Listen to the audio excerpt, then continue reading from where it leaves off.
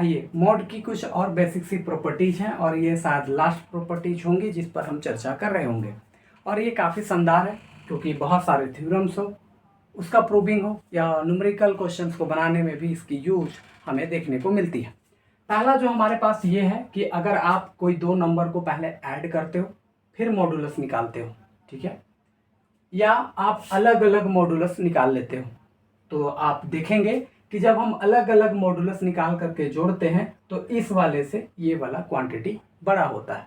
अब इसको समझने के लिए हम बहुत साधारण सा आंसर आपके सामने रखेंगे।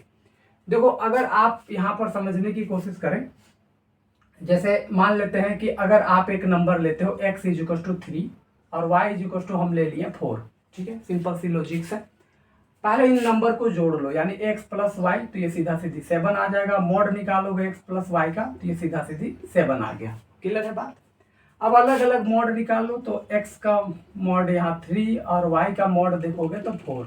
अब इन दोनों को अलग से जोड़ लो तो mod of x plus mod of y, 3 + 4, ये भी हमारे पास 7 आया, यानी इस केस में ये इक्वल आ रही है, ठीक है। लेकिन अगर हम यही में बात करें कि अगर हम x = 3 ले लें और y = अगर हम -4 ले लें, सिंपल सी लॉजिक है। पहले इन दोनों को अगर ऐड करोगे यानी x + y तो सीधा सीधी आएगा -1।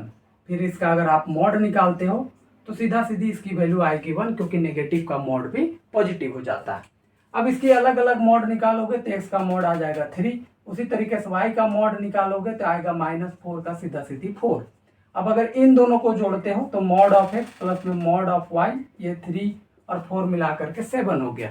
तो इस केस में क्या हुआ कि x + y पहले ऐड किए फिर मॉड निकाले तो 1 आया, लेकिन अलग अलग मॉड निकाल के जोड़े तो 7 आया। तो किसी केस में ये या तो इक्वल आ सकता है, लेकिन किसी केस में ये वाला जो क्वांटिटी है वो बड़ा हो सकता है। इस वजह से हम ये लिख करके चलते हैं कि कभी भी दो नंबर को पहले ऐड करो और मॉड निकालो तो वो हमेशा छोटा होगा किससे, जब हम अलग अलग मॉड निकाल करके जब हम प्लस करेंगे तो जाहिर सी बात है यहाँ <= का साइन आएगा। आप एग्जाम्पल से समझ के चल सकते हैं। उसी तरीके से दो नंबर को पहले सब्ट्रैक्ट करो और फिर मॉड निकालो तो वो हमेशा छोटा या बराबर होगा किससे, दो नंबर के मॉड निकाल करके प्लस करने से, ठीक है, इतनी बात है। अब आते हैं तीसरे वाले पर। तीसरा में क्या है कि अगर आप पहले दो नंबर को ऐड करते हो, ठीक है, और यहाँ क्या है कि अगर दो नंबर को यहाँ मॉड निकाल के सब्ट्रैक्ट करते हो और फिर उसका मॉडुलस यानी नेगेटिव को पॉजिटिव करने के लिए हम एक एक्स्ट्रा में डालते हैं। इसका एक मीनिंग है, थोड़ा सा एक बात समझो। जो हम बात कहना चाह रहे हैं वो तीसरा प्रॉपर्टी को थोड़ा समझने की कोशिश करो। मान लेते हैं दो नंबर लिए x + y, इन दोनों को पहले ऐड किए, ऐड करके आया कितना 7, मॉडुलस निकाले कितना आ गया हमारे पास 7 आ गया। यहाँ अलग अलग मॉड निकाले 3 और 4। अगर हम इसको सब्ट्रैक्ट करते हैं तो सब्ट्रैक्ट करने के बाद 3 में से 4 घटाएंगे तो -1 बनेगा, यानी जाहिर सी बात है 7 हमेशा बड़ा है किससे, -1 से। अगर इसमें हम मॉड भी डाल देंगे तो यहाँ मॉड लगने के बाद कितना आएगा 1, तो जाहिर सी बात है 7 तो 1 से बड़ा है, इस चलते यहाँ ग्रेटर देन का साइन यहाँ पर लग जाता है।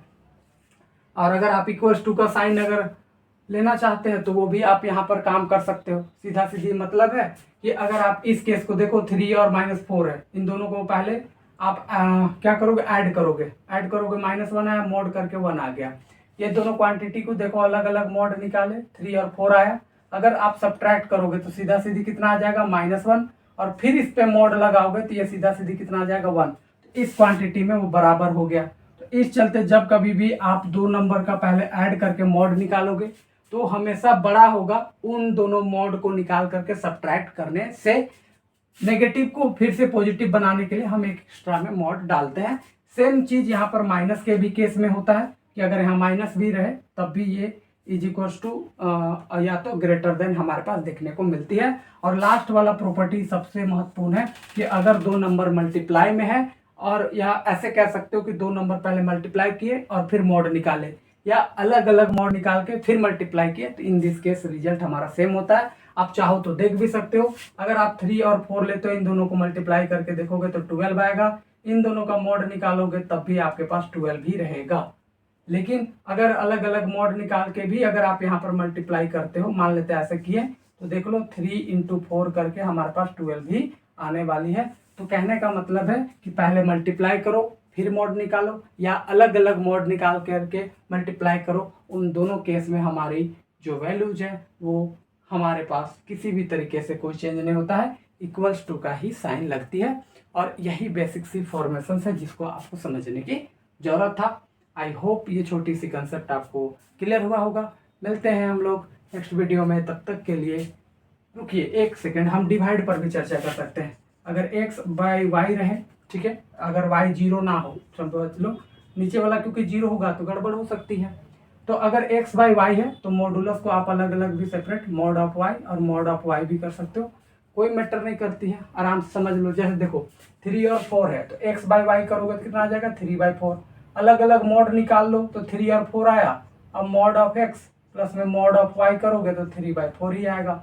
तो पहले मॉड निकाल लो, ठीक है, और फिर डिवाइड करो, या पहले डिवाइड करके फिर मॉड निकालो, तो रिजल्ट हमारी कुल मिला करके सेम टू सेम रहती है।